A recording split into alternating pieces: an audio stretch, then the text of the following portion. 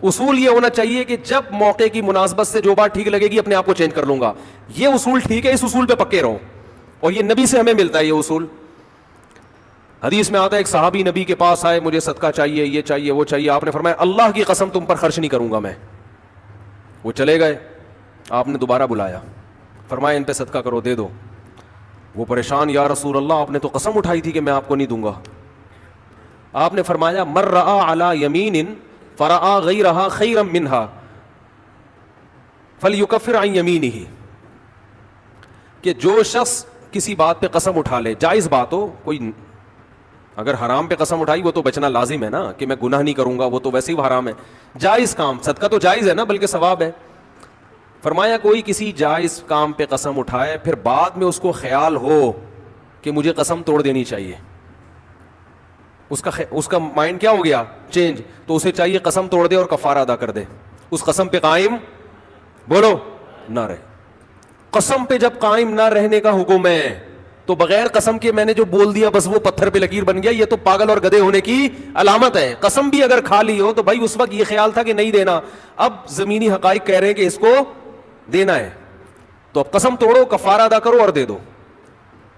بات نہیں آ رہی میرا خیال ہے. یہ کس کی سیرت ہے, نبی کی. نبی سے زیادہ کسی کی پکی زبان ہو سکتی ہے, لیکن ایسی لچک سکھائی ہے کامیاب بننے کے لیے کہ یہ نہیں کہ جو کہہ دیا تو وہ پتھر پہ لکیر. گراؤنڈ ریئلٹی کے لحاظ سے, ماحول کے چینج ہونے کے لحاظ سے آپ نے اپنا رویہ کیا کرنا ہے, چینج کرنا ہے.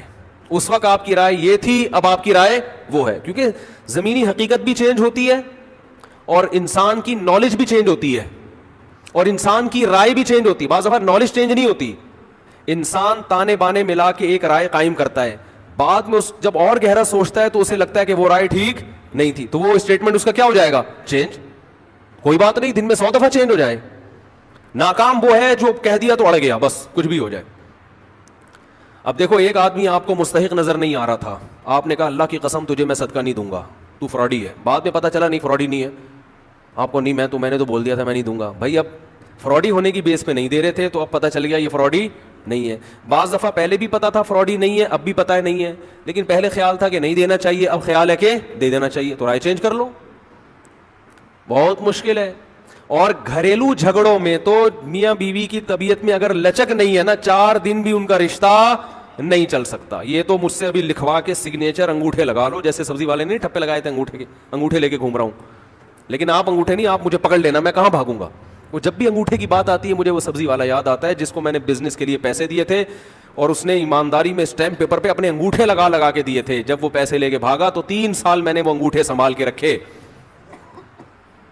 اب لوگ مجھے کہتے ہیں نا وہ فلاں آدمی کو میں اتنے کروڑ روپے دے رہا ہوں تو اتنا ایماندار ہے, میں تو اسٹیمپ پیپر پہ لکھوا رہا ہوں اور انگوٹھے بھی لگوا رہا ہوں. میں کہتا ہوں یہ انگوٹھوں کا تذکرہ میرے سامنے مت کیا کرو, انگوٹھوں سے کچھ بھی نہیں ہوتا.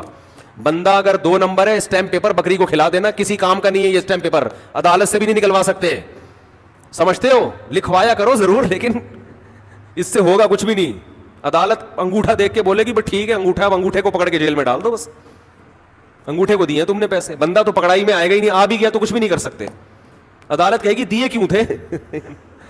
تو پیسہ دینے سے پہلے 100 دفعہ سوچا کریں. خیر, تو کیا بات چل رہی تھی, ابے انگوٹھے کی بات کہاں سے آئی.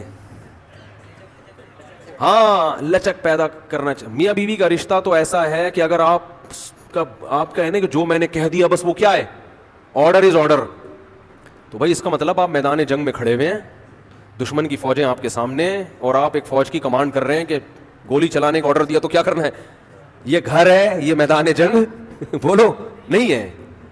یہاں آپ کا اسٹائل یہ ہونا چاہیے, آپ نے بیوی کو آرڈر دیا, گراؤنڈ ریئلٹی یہ کہہ رہی ہے کہ بھائی میرا روب اس پر بیٹھا ہوا ہے اور وہ پکوڑے بنا کے خود ہی کھا رہی ہے, آپ کو ایک لقمہ بھی نہیں کھانے دے رہی.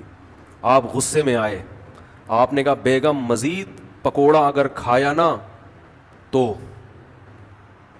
گراؤنڈ ریئلٹی کہہ رہی ہے کہ اس دھمکی سے یہ پکوڑے کھانا چھوڑ دے گی نا. لیکن آگے اس کا ایٹیٹیوڈ آپ نے دیکھا, اس نے کہا تو کیا کر لے گا, فوراً وہ کرچھلی اٹھائی, تو کیا کر لے گا, فوراً لچک پیدا کرو. بولو تو صبر کروں گا اور کیا کروں گا. یہ کامیاب, یہ گھر کیا کیسے چلے گا, یہ رشتہ جوڑا رہے گا. اگر آپ نے اس کا ایٹیٹیوڈ دیکھ کے, اس کی پیشانی پہ سلوٹیں دیکھ کے اپنی دھمکی کو واپس نہیں لیا تو یہ گھر کیا ہوگا؟ پکوڑے تو کھا لو گے آپ لیکن آپ کے بچوں کی ماں مارکیٹ سے شارٹ ہو جائے گی. تو اس میں گھر کے اندر کا اصول لچک, کامیاب آدمی وہ. ہاں اللہ ناقابل برداشت کوئی معاملہ ہو جائے تو ایک الگ بات ہے. تو اللہ نے کیا حکم دیا کہ اگر ڈیورس ہو گئی ہے پھر دوبارہ ملنا چاہتے ہیں تو کباب میں ہڈی بولو مت بنو, ملنے دو ان کو, کوئی مسئلہ نہیں ہے. ہاں یہ قرآن نے کہا ہے کہ اس شرط میں ملیں کہ ان کا اپنے بارے میں یہ خیال ہو کہ دوبارہ وہ جھگڑے نہیں کریں گے. ایسا نہ ہو ملتے پھر وہی ٹینشنیں شروع کر دیں, اب دوبارہ اپنی اصلاح کر کے آئیں کہ بھئی اب ان ماضی کے قصوں کو چھیڑنا نہیں ہے. لیکن یہ ایک یا دو طلاقوں کے بعد ہے, 3 طلاق کے بعد نہیں مل سکتے جب تک کہ کہیں اور نکاح نہ ہو جائے اس کا.